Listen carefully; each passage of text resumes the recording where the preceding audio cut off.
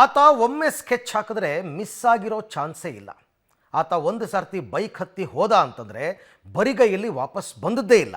ಇಡೀ ಚಾಮರಾಜನಗರ ಜಿಲ್ಲೆಯ ಪೊಲೀಸರ ನಿದ್ದೆಗೆಡಿಸಿದ್ದ ನಟೋರಿಯಸ್ ಸರಗಳ್ಳ ಕೊನೆಗೂ ಕೂಡ ಖಾಕಿ ಕೈಯಲ್ಲಿ ತಗ್ಲಾಕೊಂಡಿದ್ದಾನೆ.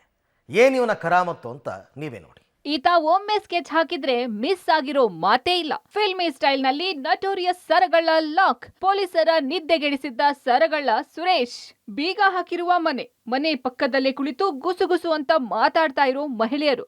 ಈತ ಮುಖ್ಯ ರಸ್ತೆಯಲ್ಲೇ ಗುಂಪು ಕಟ್ಟಿ ಅದೇನೋ ಗಾಢ ಚರ್ಚೆಯಲ್ಲಿ ಮಗ್ನ ಆಗಿರುವ ಗ್ರಾಮಸ್ಥರು.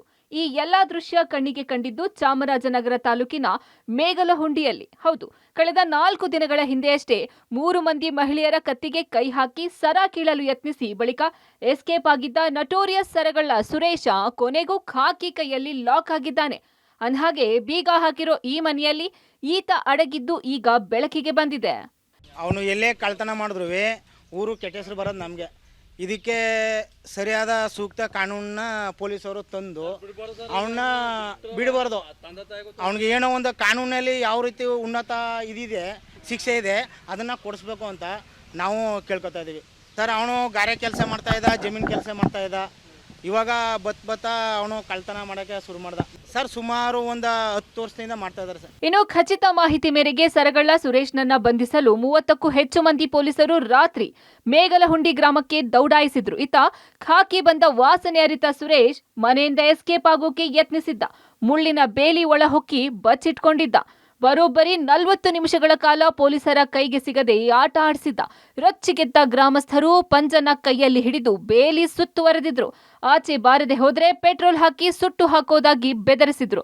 ಆತ 40 ನಿಮಿಷದಿಂದ ಕಾದು ರೋಸಿ ಹೋಗಿದ್ದ ಪೊಲೀಸರು ಆಚೆ ಬಾರದೆ ಇದ್ರೆ ಗುಂಡು ಹೊಡೆದು ಬಂಧಿಸೋದಾಗಿ ಆವಾಜ್ ಹಾಕಿದ್ರು. ಕೊನೆಗೆ ಹೆದರಿ ಆಚೆ ಬಂದ ಸುರೇಶನನ್ನ ಜನರೇ ಹೊಡೆದು ಪೊಲೀಸರಿಗೆ ಒಪ್ಪಿಸಿದ್ರು. ಅಕ್ಕಪಕ್ಕ ಹಳ್ಳಿಗಳು ಯಾವ ಹಳ್ಳಿಗಳು ಒಂದು ವ್ಯಾಪಾರ ನಾವು ಭಾಳ ವ್ಯಾಪಾರ ಮಾಡೋದು. ಹೋದ್ರೂ ನಮ್ಗೆ ಭಾರಿ ಹಿಂಸೆ. ಇಂಥ ನಿಮ್ಮ ಊರ್ಲಿ ಇಂಥವ್ರು ಇದ್ದಾರ, ಇನ್ನೂ ಇಂಥವ್ರು ಮಡಗಿದ್ದಾರೆ ಅಂತ ಕೇಳ್ತಾರೆ. ಎಲ್ಲಿದ್ದಾರೆ ಏನು ಅಂದ್ಬಿಟ್ಟು ಆಮೇಲೆ ಮೆಸೇಜ್ ತಗೊಂಡು ಎಲ್ಲ ಬಂದು ಗಾಡಿಗಳು ತಗೊಂಡು ಸುತ್ತ ಕವರ್ ಆದ ಒಂದು 15-20 ಜನ ಬಂದು ಅಲ್ಲೆಲ್ಲ ಓಣಿ ಪಣಿಲೆಲ್ಲ ನಿಲ್ಲಿಸ್ಬಿಟ್ಟು ಆಮೇಲೆ ಈ ಬೇಲಿ ಒಳಗೆ ಸೇರ್ಕೊಂಡೆ ಸರ್. ಈ ಬೇಲಿ ಒಳಗೆ ಶೂಟ್ ಮಾಡೋಕ್ಕೆ ಮಾಡಿದ್ರು.